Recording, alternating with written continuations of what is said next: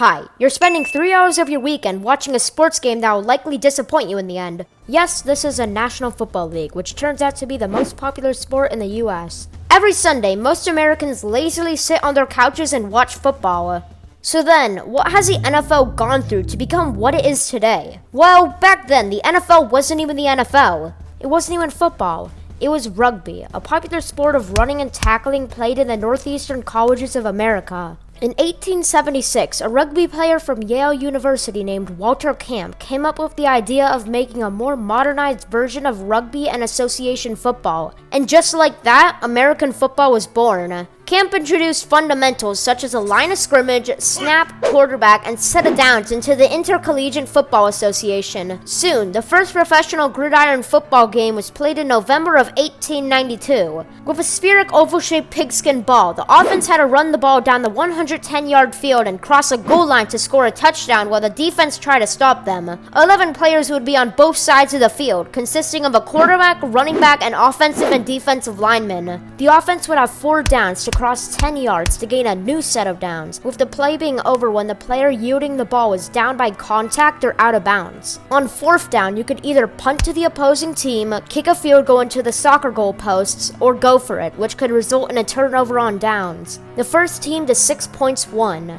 As the scoring system slightly changed, American football declined in popularity for fans to watch in the stands. Still, the sport continued to grow. Forward passing became legalized, and shoulder pads were added to prevent injury. The field was soon reduced from 110 to 100 yards, with hash marks representing each individual yard. Also, touchdowns were increased to 6 points, and you could score them in the new end zone. On September 17, 1920, Jim Thorpe and several other men organized the APFA. In the association, 14 teams in the Midwest and New York region joined, having to pay $100 for a franchise. Some of the teams included the Decatur Staleys and Chicago Cardinals, which continued their franchises as the oldest in the NFL. In the evolved game, there were 4 15-minute quarters, leatherheads, and uprights, which started at the front of the end zone but later moved back. During the 1920 season, the logoless Akron Pros were the first team to hold a black player as well as become the first official league winner with the best overall record. In 1921, American football, yet being an unpopular sport, expanded.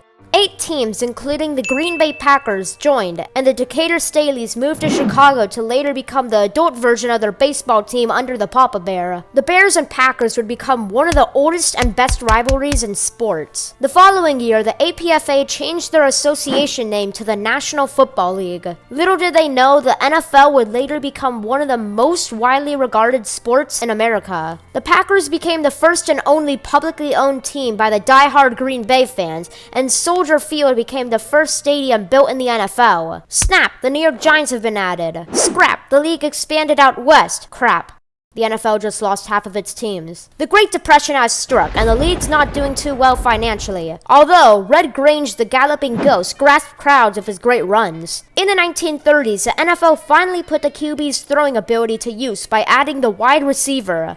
Their job is to run plays around the field and catch balls thrown by the QB. Because of the multiple varieties of play the offense had, the defense had to adapt. Phew, the Great Depression has come to a conclusion, opening room for new teams. 1933 held the first NFL inaugural championship game, and 34 the Chicago College All-Star Game, with the league's best players and a group of star college seniors playing one another. Some teams, such as the Packers, even lost. Eat some turkey and watch football, as the Motor City Lions are playing every Thanksgiving. Meanwhile, the football has become less round and more egg-shaped. Hey, the first NFL draft was held in 1936, with the best football players coming out of college being recruited by the available teams in the league. Later, the NFL finally expanded its horizons outside the radio station to television, our favorite place of 3 channels. NBC televised a regular season game in 1939 between the Philadelphia Eagles and Brooklyn Dodgers. Look, it's a 1940 star QB and later Hall of Famer Slingin' Sammy Baugh, who became known for slinging the ball down the field more than the NFL has ever seen before. Uh-oh, the 2 Pennsylvania teams are in financial debt, so they decided to merge and become the Steagles. Helmets have officially become mandatory, and before every NFL game, players and fans stand up to the American anthem. With the new decade, there comes new teams. The Browns dominated under legendary coach Paul Brown for several championships. A Pro Bowl was introduced in 1951 to take the best players from the AFC and NFC to duke it out. They continue to this day in the week before the Super Bowl. Wonder what happens when two teams are tied at the end of regulation? Well, don't fear, as sudden death overtime is here. In fact, the 1958 championship became nicknamed the greatest game ever played after the Colts came back and overcame the Giants in overtime. The game also spiked a high of 45 million viewers, which helped increase the NFL's viewership. Knock knock or hut hut, it's the AFL, the new league that joined as the NFL's competition. Oh, the next thing you know, the AFL merged with the NFL, adding 9 more franchises along with the Falcons, Saints, and Bengals later. The season also introduced an annual event named the AFL-NFL World Championship Game. In the championship, the 2 best teams from the conferences would duke it out for the Vince Lombardi Trophy. Also, a halftime show would take place where famous musicians, or marching bands at the time, would perform during the game's intermission. The first AFL-NFL World Championship game was played between the Green Bay Packers from the NFC and Kansas City Chiefs from the AFC. An average of $6 was paid to watch the game in person, and even then it failed to sell out. With Vince Lombardi coaching, the Packers won, 35-10. Later that year, on New Year's Eve, the Packers and Cowboys faced off in the NFC Championship game at Lambeau Field, being the coolest NFL game ever played. Look at this game coming down to the wire. I wonder who will win. Wait, what the heck is Heidi doing here? Hey NFL, we should change the name of the championship game because it's too long. What do you have in mind? The Super Bowl. The first 2 AFL-NFL World Championship games became regarded as Super Bowls 1 and 2, and during Super Bowl 3, the AFC New York Jets shocked the Baltimore Colts 16-7, but then again, Joe Namath guaranteed it. Welcome to the 70s, a decade that skyrocketed the NFL's popularity and introduced the Cowboys cheerleaders. Football Monday premiered along with Football Sunday, and the last names of players began being shown on their jersey. During its rise in popularity, football was claimed the #1 American sport, dethroning baseball. In the same year, the Miami Dolphins became the first team to go completely undefeated and win the Super Bowl. The Pittsburgh Steelers capitalized with 2 Jacks, a Terry Bradshaw, and Coca-Cola celebrity endorser Mean Joe Green. Together, they won 4 Super Bowls. On the unfortunate side were the Minnesota Vikings, who lost 4 Super Bowls and a playoff game by Roger Staubach's infamous Hail Mary. 2 expansion teams in 1976, the Seattle Seahawks and Tampa Bay Buccaneers. Both teams stunk, but the Bucs stunk exceptionally more. Welcome to the Meadowlands. Here we hold 2 miracles, except the fact that the miracles benefited the opposing team. Well, that's the Giants, I guess. Anyway, the leaping grab by Dwight Clark got nicknamed the Catch and brought the San Francisco 49ers to the Super Bowl. This simple play sparked the 80s dynasty for the 49ers under QB Joe Montana and Coach Bill Walsh. Wait, why do they get to win and have dynasties? Why not us? Thought literally every other fan base in the NFL. Let's create a baghead to show disappointment in our city's franchises. In 1982, the NFL players striked in order to reduce the 16 weeks of games that the NFL introduced. The protest was a success, and the games were reduced to 9.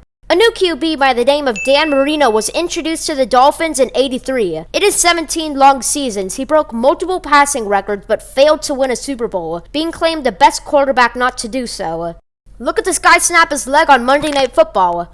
"We are the Bears, shuffling crew, and we are gonna win a Super Bowl for you," sang the overconfident players of the '85 Bears. Soon they did win the Super Bowl, so their fans ridiculed their rivals, the Green Bay Packers, by taunting the Cheesehead. Now, Green Bay fans are embracing it. The Cleveland Browns are sick of losing and really want a Super Bowl. They actually came 1 game away in the 1986 season, but couldn't quite hold off the 98-yard drive by John Elway. Yet another strike occurred in 1987 by the NFL players, with Week 3 being entirely canceled and scabs coming in to replace the players. Oh no, St. Louis lost their team, the Cardinals, to Phoenix. They're sad. Hopefully it won't happen again. Oh no, there's clouds on the ground. No, it's just a fog bowl, a playoff game hosted by the Bears in Soldier Field. Super Bowl winning coach John Madden inspired the NFL's official video game, Madden. Deion Sanders, aka Primetime, played as a quarterback, wide receiver, and kick returner, as well as playing in an NFL and MLB game on the same day. It's Thanksgiving Day, and Eagles coach Buddy Ryan put a $200 bounty on the Cowboys kicker and quarterback, prizing whichever lineman tackled him. Oh, surprise, surprise, Buddy Ryan finds himself in yet another controversy. We're gonna beat this team so bad they'll have to be carted off in body bags.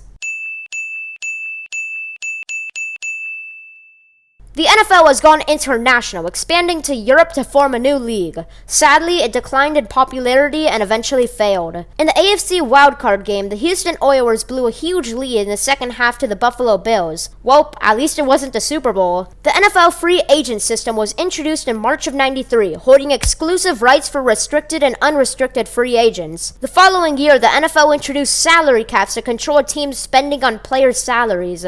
Meanwhile, America's team is back on top, winning 3 Super Bowls in the 90s with QB Troy Aikman and running back Emmitt Smith. The Cowboys beat the Bills 2 times, the team that lost 4 consecutive Super Bowls under Jim Kelly, with one having the game-winning field goal go wide right. Also, Bills star running back O.J. Simpson became a sociopathic murderer. 2 expansion teams joined in Jacksonville and North Carolina, and Los Angeles is left with no football teams. But up north, the 49ers remained one of the best teams in the league, without Joe Montana but with Steve Young. From 1996 to 98, the Cleveland Browns suspended their team, and in return, Baltimore received the Ravens as an expansion team after they lost the Colts to Indianapolis. Hey, it's a great time to be a cheesehead because interception magnet Brett Favre and the Packers won the Super Bowl. Into the new millennium, a kickoff return that lateraled its way into the end zone, dubbed the name of the Music City Miracle, bringing the Tennessee Titans further in the playoffs. The Titans later reached the Super Bowl, where they came up 1 yard short in the final play. Second overall pick Ryan Leaf has quickly caught on as one of the biggest quarterback busts in NFL history. Speaking of busts, here is the biggest coach bust. Wait, no, that's Bill Belichick. Who's Bill Belichick? I don't know, he wears a hoodie a lot though. Actually, Bill Belichick is the coach of the New England Patriots, who brought the second string QB and 199th overall pick Tom Brady when Drew Bledsoe got injured. That year, the Patriots won the Super Bowl with some moments of luck, and then the Super Bowl in 2004 and 2005, and do you remember the game when Cleveland Brown fans threw beer bottles at the refs?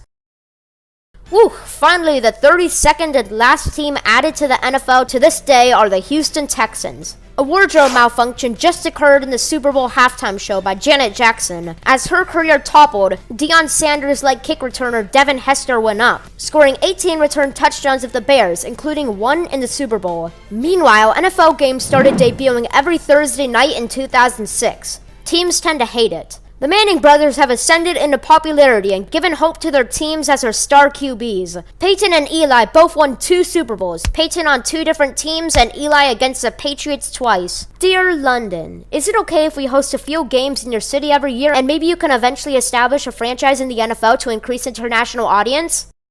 Okay. The Lions are still rebuilding. MVP quarterbacks Drew Brees and Aaron Rodgers won a Super Bowl, and the Carolina Panthers are happy with their stylish QB Cam Newton. Apparently, everyone is waiting all day for Sunday night, sang Carrie Underwood. Richard Sherman got mic'd up after his game-winning swat that brought them into the Super Bowl. After leaving victorious, the following year, the Seattle Seahawks found themselves in a predicament with the Patriots for the title. While at the 1 yard line, down by 4 with time about to expire, Pete Carroll said, "Let's not use the best running back in the league, but pass it because they won't expect it." Oh crap, they just blew the Super Bowl. The 2015 season introduced women wrestling coaches, along with popularizing Aaron Rodgers and his game-winning Hail Mary. Oh geez, more Super Bowl drama? Well, the Atlanta Falcons blew a 28-3 lead to none other than Tom Brady in the Super Bowl. Now, for some reason, people are calling him a GOAT or something. The following year, after an injury, Tom Brady was afraid of being taken over by backup Jimmy Garoppolo, so the Patriots traded him to the 49ers. Next thing you know, Garoppolo choked in the Super Bowl. LA is back on track, receiving both the Rams and Chargers. The once good Bears have become a double-doinking joke. The New Orleans Saints got screwed out of the Super Bowl, and the Cleveland Browns are going to lose to Alabama. Congrats. Meanwhile, QB Lamar Jackson won an MVP and rushed for more yards than the running back. Oh, it's the NFL's 100th anniversary. Who's going to win the Super Bowl this season? Me, said all the 100-year-old teams. Nope, replied the Kansas City Chiefs quarterback Patrick Mahomes, who took the Lombardi Trophy for himself. People are calling him the new GOAT, but can he beat Tom Brady in the Super Bowl? Welcome to the luxurious SoFi Stadium, home of the Rams and Chargers. Also, the Washington Redskins changed to a football team, Tom Brady moved to the Tampa Bay Buccaneers, and the Oakland Raiders moved to Las Vegas with their coach John Gruden, otherwise known as Chucky. COVID-19 has struck and changed the 2020 season dramatically. No fans are allowed in the stands, coaches get fined for not wearing masks, and the Broncos don't even have a quarterback. Although all hope is not lost, as people are coming back to watch games in person, an extra game has been added, and Nickelodeon and the NFL have joined together for the crossover of the century. And for now, with over 100 years of development and half-century of Super Bowls, that is the history of the NFL.